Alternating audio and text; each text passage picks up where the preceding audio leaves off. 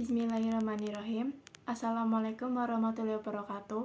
Yang saya hormati Ibu Suaibatul Aslamiyah, SAPMM, selaku dosen mata kuliah Manajemen Pemasaran, dan rekan-rekan sekalian yang saya banggakan.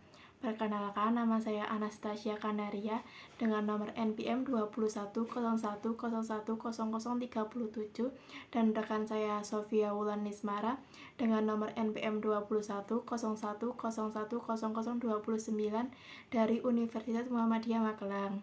Kami dari kelompok 7 akan mempresentasikan materi mengenai membentuk positioning merek.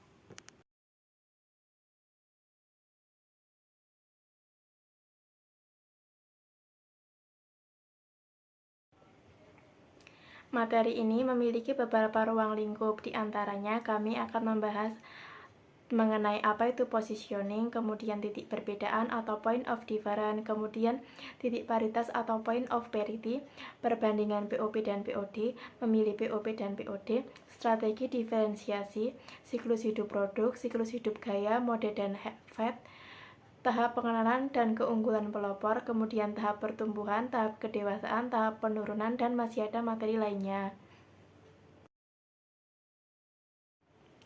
Yang pertama adalah positioning. Positioning adalah tindakan merancang, penawaran, dan citra perusahaan agar mendapatkan tempat khusus dalam pikiran pasar sasaran. Tujuan dari positioning ini untuk menempatkan merek dalam pikiran konsumen, kemudian memaksimalkan manfaat potensial bagi perusahaan. Positioning ini diharapkan mampu menciptakan suatu proposisi nilai yang terfokus kepada pelanggan, sehingga positioning ini memiliki alasan yang kuat mengapa pasar sasaran harus membeli produk yang bersangkutan.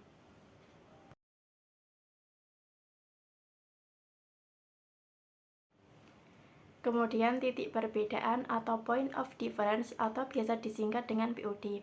Titik perbedaan atau point of difference adalah atribut atau manfaat yang secara kuat diasosiasikan konsumen dengan suatu merek yang dinilai positif dan diyakini tidak dapat ditemukan kesamaannya dengan merek pesaing. Asosiasi-asosiasi yang membentuk titik perbedaan bisa didasarkan hampir pada semua jenis atribut atau manfaat. Contohnya, Apple memiliki desain yang unik dibandingkan dengan produk lain, atau Nike memiliki kinerja yang berbeda dengan produk lain, dan Lexus memiliki kualitas yang berbeda dengan produk lain. Perbedaan ini akan memberikan kesan dan keunikan tersendiri kepada suatu produk sehingga akan memikat hati pelanggan. Untuk materi yang selanjutnya ada titik paritas atau point of parity atau POP. POP ini merupakan kebalikannya dari titik of difference.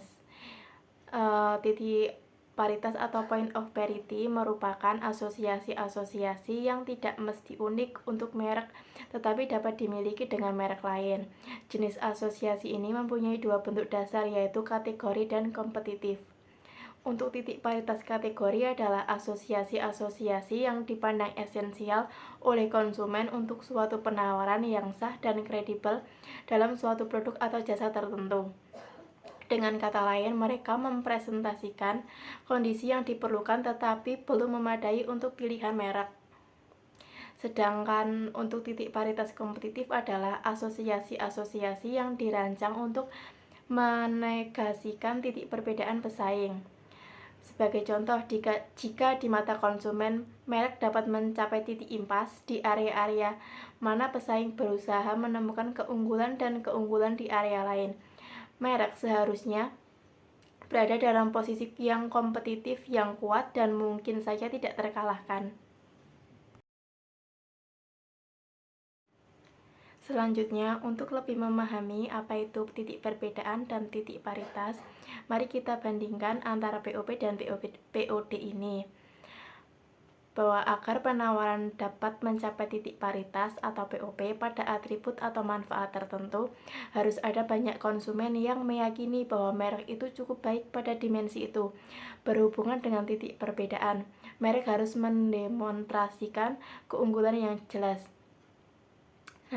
Dengan kata lain, titik perbedaan atau POD harus memiliki keunikan tersendiri untuk produknya, sedangkan titik paritas tidak perlu keunikan produk, hanya saja titik paritas harus meyakinkan bahwa produk ini sudah baik bagi konsumen. Selanjutnya, untuk memilih antara POP dan POD, titik paritas digerakkan oleh kebutuhan keanggotaan kategori untuk menciptakan kategori POP dan kebutuhan menghilangkan POD pesaing untuk menciptakan POP yang kompetitif.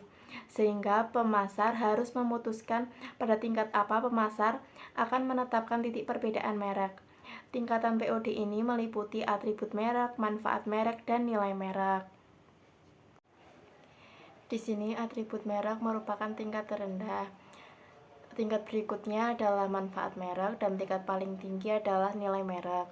Sebagai contoh, sabun dapat membicarakan atribut bahwa seperempat isinya merupakan krim pembersih dan manfaat kulit lebih lembut atau nilai karena lebih menarik. Atribut pada umumnya merupakan tingkat posisi yang paling tidak diinginkan karena pertama, pembeli akan lebih tertarik kepada manfaat, dan kedua, pesaing dapat dengan mudah meniru atribut tersebut, dan ketiga, atribut saat ini masih kurang diinginkan. Strategi diferensiasi. Pemasar harus mulai meyakinkan bahwa bisa mendiferensiasikan segala sesuatu dengan keunggulan yang kompetitif. Keunggulan kompetitif itu adalah kemampuan perusahaan untuk bekerja dalam satu atau lebih cara yang tidak dapat atau tidak akan disamai oleh pesaing. Sebagai contoh, Microsoft telah mengangkat sistem operasinya ke Microsoft Office, kemudian aplikasi jaringan secara umum. Perusahaan yang berharap untuk bertahan pada posisinya tersebut untuk menciptakan keunggulan-keunggulan baru yang akan meningkatkan kepuasan pelanggan yang memungkinkan untuk pembelian pelanggan tersebut tinggi, sehingga profitabilitas perusahaannya juga tinggi, dan pemasar dapat mendiferensiasikan merek berdasarkan banyak variabel. Dimensi lain yang dapat digunakan perusahaan untuk mendiferensiasikan penawaran pasarnya adalah sebagai berikut. Yang pertama, ada diferensiasi personel. Maksud dari diferensiasi personel ini adalah perusahaan bisa mempekerjakan karyawannya yang lebih terlatih. Kemudian yang kedua ada diferensiasi saluran. Maksudnya adalah perusahaan dapat merancang cakupan, keahlian, dan kinerja saluran distribusi mereka agar lebih efektif dan efisien. Dan yang terakhir ada diferensiasi citra atau image. Perusahaan dapat mengukir citra yang kuat dan menarik sehingga konsumen akan lebih tertarik kepada satu produk tersebut. Jika perusahaan sudah mampu memberikan citra yang kuat dan menarik, maka konsumen pasti akan lebih fokus kepada satu merek tersebut untuk dijadikan langganan. Materi yang selanjutnya adalah strategi pemasaran sesuai dengan siklus hidup produk. Jika mengatakan bahwa sebuah produk memiliki siklus hidup, berarti kita mengatakan tentang 4 hal sebagai berikut. Yang pertama, produk mempunyai usia yang terbatas. Yang kedua, penjualan produk melalui tahap-tahap yang berbeda, sehingga setiap tahap mempunyai tantangan, peluang, dan masalah yang berbeda-beda bagi penjual juga. Dan yang ketiga, laba naik dan turun pada berbagai tahap siklus hidup produk. Dan yang terakhir, produk memerlukan strategi pemasaran, keuangan, manufaktur, pembelian, dan sumber daya manusia yang berbeda dalam setiap tahap siklus hidup. Untuk materi yang selanjutnya akan dijelaskan kepada rekan saya, yaitu Sofia Wulan Nismara. Yang selanjutnya yaitu ada siklus hidup gaya, mode, dan fad. Kita harus bisa membedakan antara ketiga kategori siklus hidup ini. Yang pertama yaitu ada gaya. Gaya merupakan jenis ekspresi dasar dan berbeda yang muncul dalam bidang usaha manusia. Bidang usaha ini merupakan bidang perumahan, pakaian, dan seni. Gaya dapat bertahan selama beberapa generasi dan menjadi tren yang datang dan pergi. Lalu yang selanjutnya ada mode. Mode yaitu gaya yang populer atau dapat diterima dalam suatu bidang tertentu. Biasanya mode melalui 4 tahap, yaitu tahap perbedaan, emulasi, mode massal, dan penurunan. Yang ketiga yaitu fad. Fad merupakan mode yang cepat dilihat masyarakat, diadopsi dengan antusiasme besar, cepat mencapai puncak, dan menurun dengan sangat cepat. Siklus penerimaan mereka pendek dan cenderung hanya menarik pengikut terbatas yang mencari kesenangan atau ingin membedakan diri mereka sendiri dari orang lain. Fad bisa gagal bertahan karena biasanya fad tidak memuaskan kebutuhan yang kuat pemenang pemasar. Next, yaitu ada strategi pemasaran. Dalam strategi pemasaran ini ada 4 tahap, yaitu tahap pengenalan dan keunggulan pelopor. Yang kedua ada tahap pertumbuhan, yang ketiga ada tahap kedewasaan, dan yang terakhir ada tahap penurunan. Lanjut, kita akan membahas satu persatu dari tahap tersebut.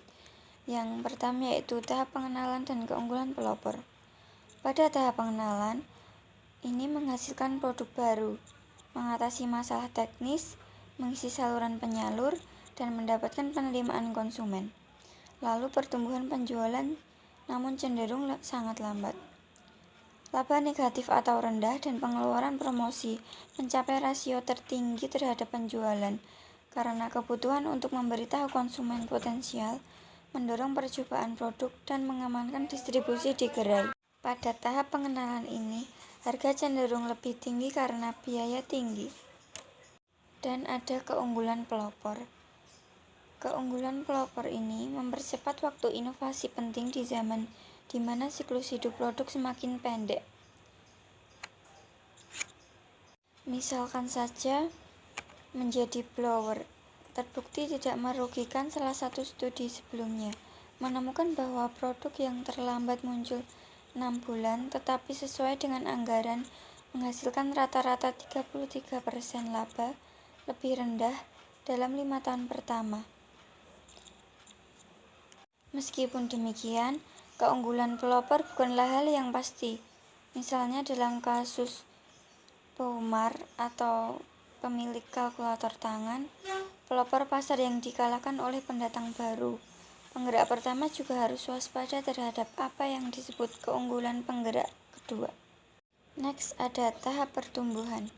Tahap pertumbuhan ditandai dengan peningkatan pesat dalam penjualan, pengadopsi awal menyukai produk, dan konsumen selanjutnya mulai membelinya. Pesaing baru masuk tertarik oleh peluang mereka memperkenalkan fitur produk baru dan memperluas distribusi. Dalam tahap pertumbuhan ini, harga tetap tak berubah atau turun, sedikit tergantung pada seberapa cepat permintaan meningkat.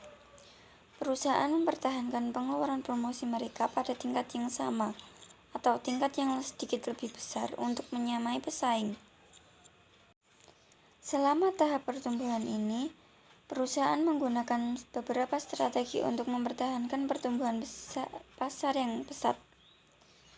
Yang pertama yaitu perusahaan memperbaiki kualitas produk dengan menambah fitur produk baru serta memperbaiki gaya. Yang kedua, perusahaan menambah modal baru dan produk petarung, misalnya produk dengan ukuran rasa dan hal lain yang berbeda yang melindungi produk utama. Yang ketiga yaitu perusahaan memasuki segmen pasar baru. Yang keempat yaitu perusahaan meningkatkan cakupan distribusinya dan memasuki saluran distribusi baru. Tahap yang ketiga yaitu ada tahap kedewasaan. Pada tahap kedewasaan ini biasanya lebih lama daripada tahap-tahap sebelumnya. Sebagian besar produk berada dalam tahap kedewasaan dalam siklus hidup. Ada 3 fase dalam tahap kedewasaan ini. Yang pertama yaitu fase tingkat pertumbuhan. Dalam fase tingkat pertumbuhan, penjualan mulai menurun. Tidak ada saluran distribusi baru yang harus diisi. Pada fase kedua, penjualan mendatar pada basis per kapita. Karena kejenuhan pasar sebagian besar mempunyai potensial, konsumen telah mencoba produk dalam fase ketiga, yaitu terkikis. Tingkat penjualan absolut mulai menurun dan pelanggan mulai beralih ke produk lain. Ketika kedewasaan memberikan tantangan sebesar perlambatan penjualan dengan menceritakan kelebihan kapasitas dalam industri yang menyebabkan persaingan akan lebih kuat. Dan pada akhirnya, industri akan terjadi dari pesaing yang mapan dengan penggerak dasar, yaitu mendapatkan atau mempertahankan pangsa pasar. Perusahaan yang mendominasi industri adalah sekunder, perusahaan raksasa, mungkin pemimpin kualitas. Biaya yang melewati keseluruhan pasar dan akan menghasilkan laba terutama melalui volume yang tinggi dan biaya yang rendah. Yang selanjutnya yaitu ada tahap penurunan. Dalam tahap penurunan ini, penjualan memperlihatkan penurunan dan laba terkikis. Ketika penjualan dan laba menurun, sejumlah perusahaan menarik diri pasar. Perusahaan yang tersisa mungkin akan mengurangi jumlah produk yang mereka tawarkan. Mereka dapat menarik diri dari segmen pasar yang lebih kecil dan saluran dagang yang lebih lemah. Mereka juga dapat memotong anggaran promosi mereka dan menurunkan harga lebih jauh lagi. Namun sayangnya, sebagian besar perusahaan belum mengembangkan kebijakan untuk menangani produk yang menua. Dalam menangani produk yang menua ini, ada beberapa tugas yang harus dilakukan. Tugas pertama yaitu menetapkan sistem untuk mengidentifikasi produk yang lemah. Banyak perusahaan yang menunjuk komitmen tinjauan produk dengan perwakilan dari pemasaran, R&D, manufaktur, dan keuangan berdasarkan informasi yang tersedia.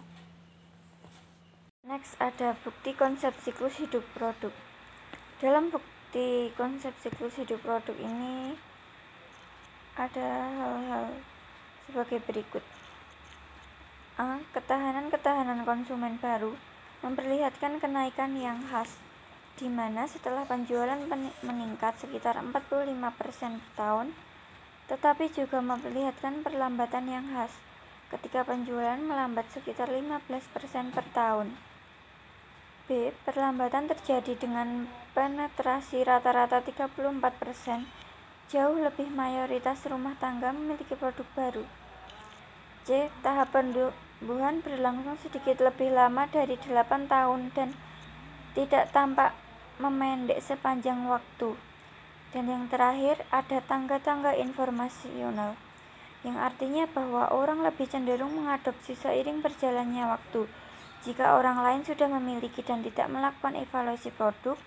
Dengan kenaikan penjualan yang cukup pada saat lepas landas cenderung menunjukkan penurunan penjualan yang lebih besar pada saat perlambatan. Lalu pembahasan terakhir yaitu ada evolusi pasar. Perusahaan juga harus memvisualkan jalur evolusioner, karena jalur dipengaruhi oleh kebutuhan, pesaing, teknologi, saluran, dan perkembangan baru lainnya. Sepanjang merek atau produk itu tetap ada, positioning harus berubah mengikuti perkembangan pasar. Seperti produk, pasar berevolusi melalui 4 tahap, yaitu tahap kemunculan, tahap pertumbuhan, tahap kedewasaan, dan tahap penurunan. Hampir sama dengan tahap yang sebelumnya. Tetapi dalam tahap kemunculan, dimulai setelah perusahaan meluncurkan sebuah produk. Dan untuk merancang produk yang optimal bagi pasar, ada 3 pilihan, yaitu merancang produk baru untuk memenuhi preferensi, meluncurkan 2 produk atau lebih, merancang produk baru untuk pertengahan pasar. Yang kedua ada tahap pertumbuhan. Jika produk baru terjual dengan baik, perusahaan baru akan memasuki pasar yang akan masuk pada tahap pertumbuhan pasar. Jika perusahaan kedua itu adalah perusahaan kecil, maka perusahaan itu akan menghindari persaingan langsung dengan perusahaan pelopor dan meluncurkan mereknya di salah satu pasar. Tahap yang ketiga yaitu kedewasaan. Pada akhirnya pesaing mencakup dan melayani semua segmen utama dan pasar memasuki tahap kedewasaan. Ketika pasar melambat, pasar terbagi menjadi segmen yang lebih rapuh dan terjadilah fragmentasi pasar yang tinggi. Fragmentasi pasar sering diikuti oleh konsolidasi pasar disebabkan oleh kemunculan atribut baru yang mempunyai daya tarik yang lebih kuat.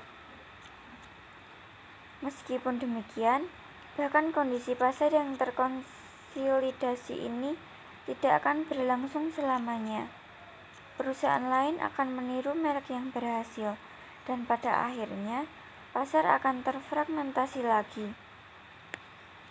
Dan tahap yang terakhir yaitu ada tahap penurunan.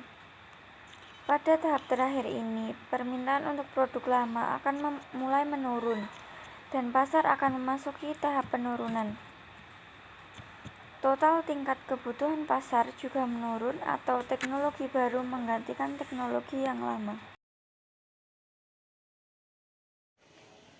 Materi yang selanjutnya adalah studi kasus. Studi kasus ini bersumber dari penelitian yang dituliskan oleh Raudina Salma, Berto Mulia Wibawa, dan Putih Sinansari dari Departemen Manajemen Bisnis Institut Teknologi 10 November atau ITS dengan judul Investigasi Strategi Positioning Merek Studi Kasus Industri E-commerce di Indonesia.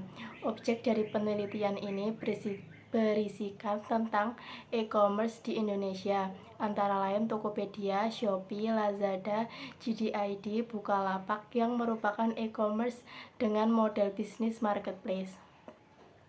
Tujuan dari penelitian ini adalah untuk mengetahui tentang persepsi konsumen terhadap kualitas layanan top 5 e-commerce di Indonesia untuk mengidentifikasi positioning merek. Hasil dari penelitian ini adalah mengatakan persaingan yang terjadi antara top 5 e-commerce di Indonesia dapat dilihat melalui posisi perusahaan beserta atribut pembeda, yaitu atribut kualitas layanan yang digunakan dalam penelitian pada visualisasi perceptual map. Berdasarkan hasil perceptual map yang tertera pada gambar di samping, apabila posisi antar merek semakin dekat, artinya terjadi persaingan langsung antar merek tersebut. Apabila melihat posisi merek dengan atribut semakin dekat posisi suatu merek dengan atribut, maka artinya atribut tersebut semakin dimiliki oleh merek tersebut. Lalu kita akan membahas satu persatu dari e-commerce tersebut. Yang pertama yaitu ada Tokopedia. Tokopedia merupakan e-commerce yang dipersepsikan memiliki fulfillment atau FF dan efisiensi atau EC yang baik dibandingkan keempat e-commerce lainnya. Karena Tokopedia berada di posisi paling dekat dengan kedua atribut tersebut. Oleh karena itu, Tokopedia dapat dikatakan sebagai e-commerce yang paling unggul karena memiliki dua atribut sebagai keunggulannya. Yang selanjutnya yaitu JD.ID. JD.ID berada di posisi paling dekat dengan atribut kontak atau CT, artinya JD.ID dipersepsikan oleh pelanggan sebagai e-commerce dengan tingkat ketersediaan bantuan telepon dan online representatif yang baik. Atribut tersebut dapat dikatakan sebagai keunggulan JD.ID dibandingkan dengan keempat e-commerce lainnya. JD.ID juga menyediakan layanan call center dan fitur layanan live chat pada aplikasi sebagai tempat bagi pelanggan untuk menyampaikan keluhan dan pertanyaan secara langsung kepada petugas. Lalu ada Bukalapak. Bukalapak berada di posisi paling dekat dengan atribut responsiveness atau RS. Artinya, Bukalapak dipersepsikan sebagai e-commerce dengan efektivitas proses penanganan masalah dan kebijakan pengembalian produk yang baik karena sikap yang responsif, atribut responsif atau RS dianggap sebagai keunggulan yang dimiliki Bukalapak dibandingkan dengan keempat e-commerce lainnya. Lalu ada Shopee. Shopee merupakan e-commerce yang berada di posisi cukup berdekatan dengan seluruh atribut dengan jarak yang hampir sama.